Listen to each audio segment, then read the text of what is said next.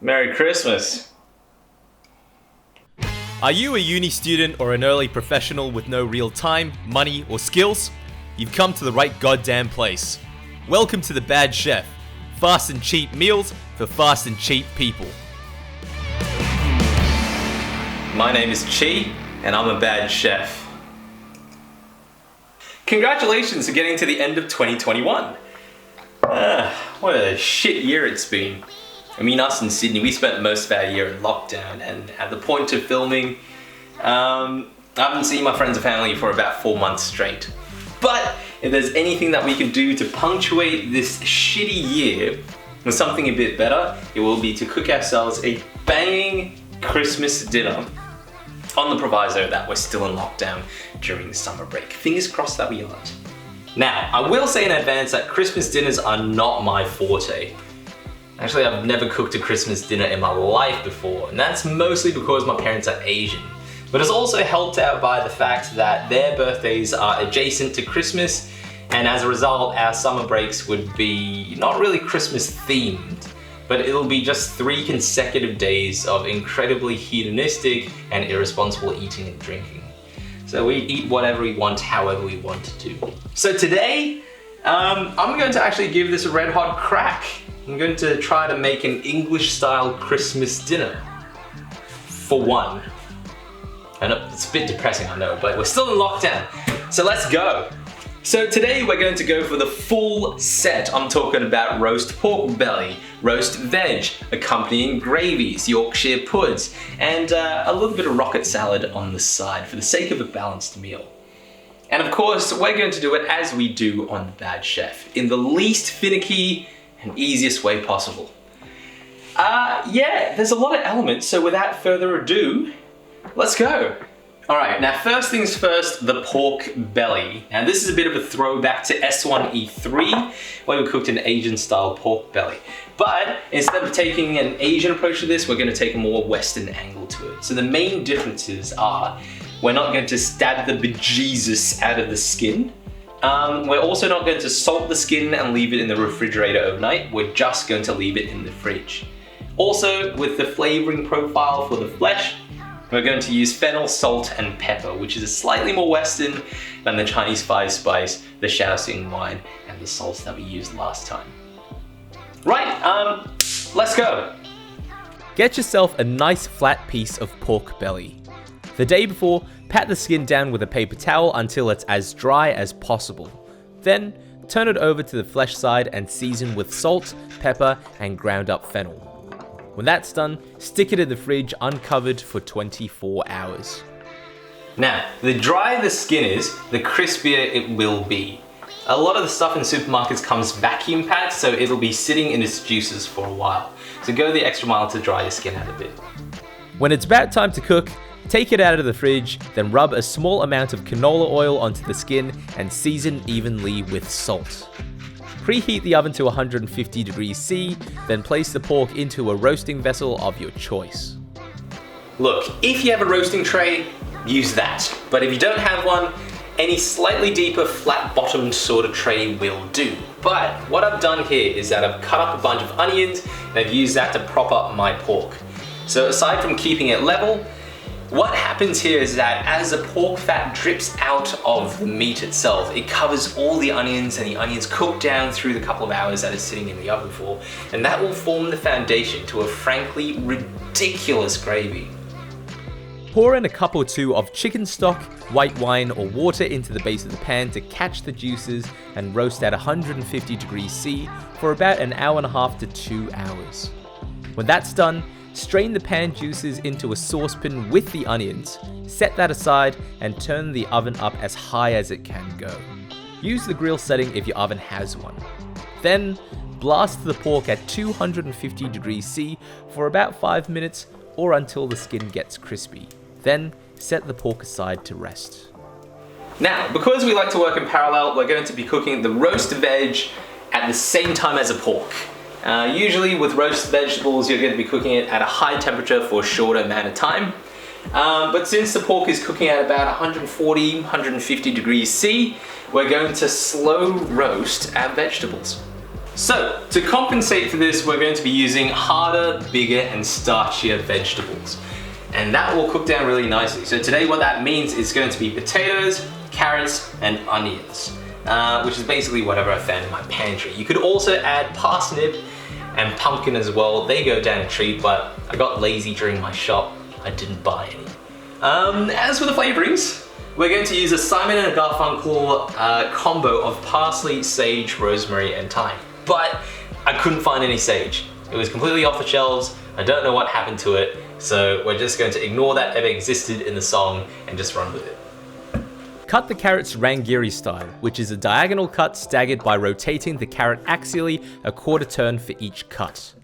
Cut the onions into halves or quarters.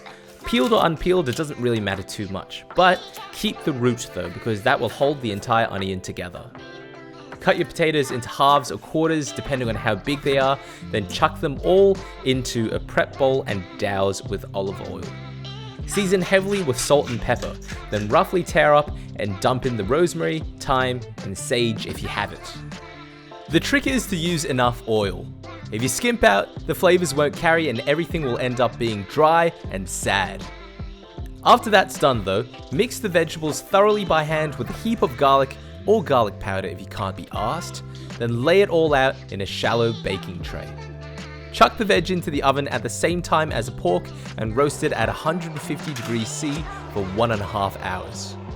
At the end, while we're doing the Yorkshire puddings, we're going to let the veg brown up with them as well at 230 degrees C. And that's the veg done. Now, everything's cooking in the oven as we speak, so it gives us a little bit of time to talk about the gravy. Now what gravy is basically fat, flour, and some form of stocky substance to give it a bit of volume and some flavor as well. So what we're going to do today, we're going to use the pan juices from our pork belly to form the foundation of our gravy. And all we're going to have to do to that, because the pan juices have so much flavor in it already, is to add a bit of flour and remove some of the excess fat.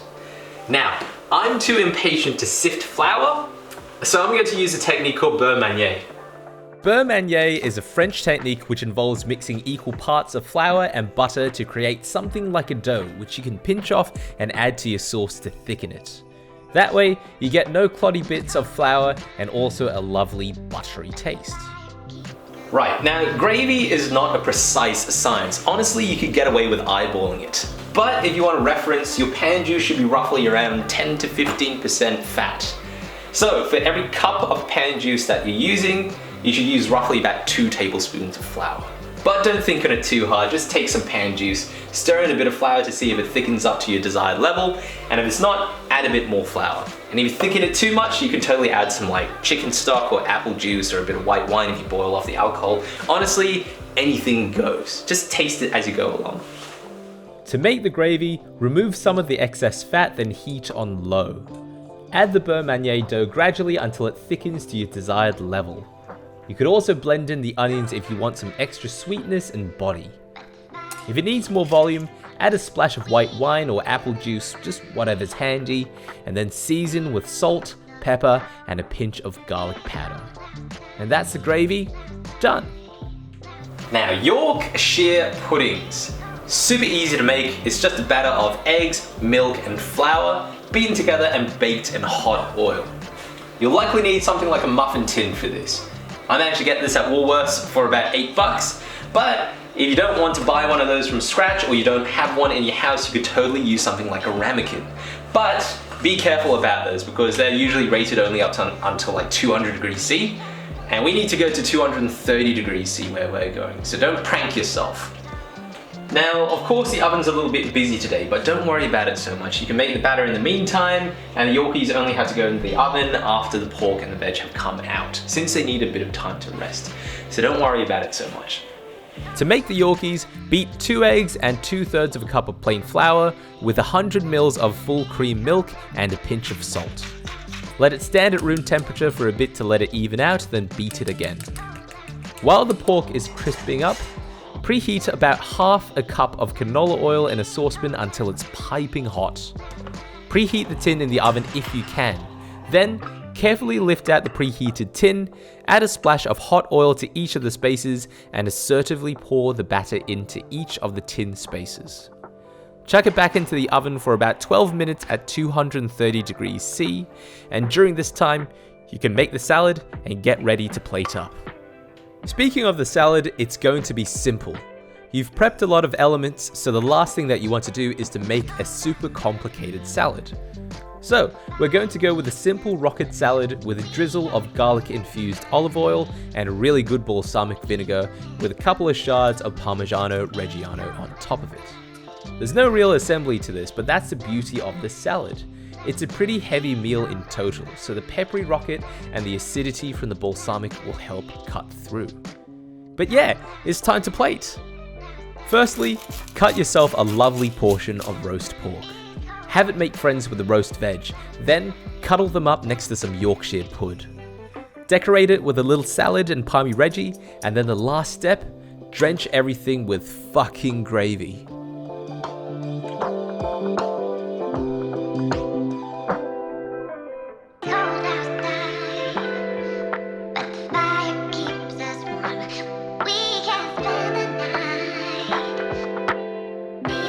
Alright, here we go.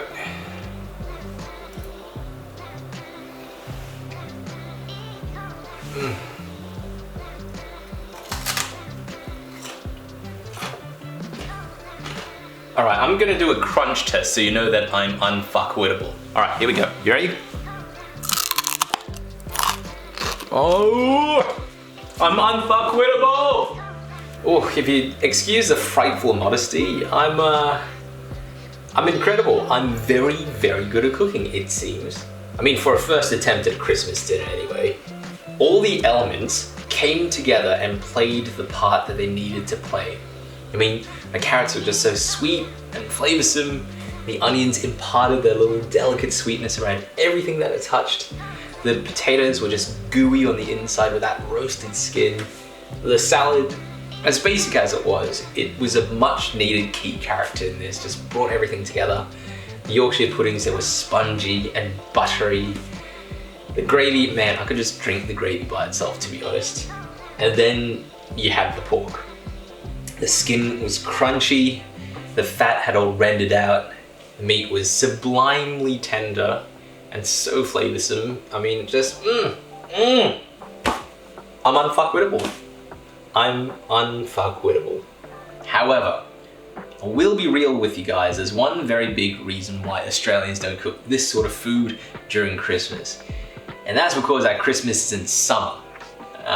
For winter, this type of food is amazing. I mean, the oven acts like a space heater, keeps the entire place warm, and the food keeps you warm for hours and hours and hours as well. But in the middle of a 40-degree day in summer, nah. I'm sweaty as balls right now.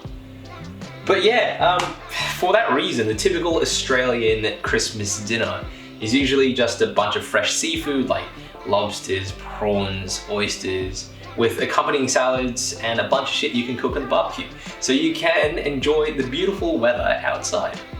In addition to that, eating this alone is a little bit sad. I'd much rather share this with friends and family, because without them, you're just left with the fatigue of having cooked 5-6 elements in the space of a pretty busy 2 hours. Couple that with the fact that you have to do the dishes afterwards, you've got a messy kitchen, and the alcohol in the background is just amplifying the loneliness of lockdown. But yeah, so improvements, add friends, and also cook this for Christmas in July. But since I can't do either of those at the moment, I'm just gonna eat my feelings. As for the costs, I mean, it's Christmas. Do you really care that much? Treat yourself, splurge a little. But if you really do want to know, it wasn't expensive. The bulk of the cost was the pork belly, which is $16 per kilo. So 250 grams per serving, call it $4. And the rest of the stuff is super cheap as well. It's like potatoes, barely cost anything, carrots, same thing too, onions, a few leaves here and there, and the Yorkshire pudding is essentially made up of fridge essentials. So the rest of the stuff, altogether, $2. So 4 plus 2, $6 a plate. That's not unreasonable. It's actually very cheap. The same plate of food at an RSL will cost you well north of $30. Before I finish this vid, look, I know the process of working in parallel is a little bit complicated. So here's a Gantt chart looking thing somewhere around here to help you out if you're a corporate cuck who likes looking at Gantt charts like this. But basically, in summary, cook the pork and the veg at 150 degrees C for 90 minutes to 2 hours. While that's happening, make the batter for the Yorkshire pudding. Now, when that's done, pull all of that out, make the gravy while the oven is preheating to 230, 250 degrees C. And when the pork and the veg go back in, it's time to preheat the oil for the Yorkshire puddings and get your muffin tray ready as well. So as soon as the pork and veg come out, you can chuck in the Yorkshire puddings and blast them to a crispy, golden perfection. Easier said than done, I know, but that is the process that I followed. But yeah, that's pretty much about it. I'm kind of tired. And I need a shower because I smell like a roast dinner, but I am very well fed. And hopefully by the time this video releases, the restrictions would have lifted enough for us to share this sort of food with our friends and family. But until then, I'm just going to have to wish my Christmas regards through the screen to you guys. So yeah, Merry Christmas y'all, and a Happy New Year.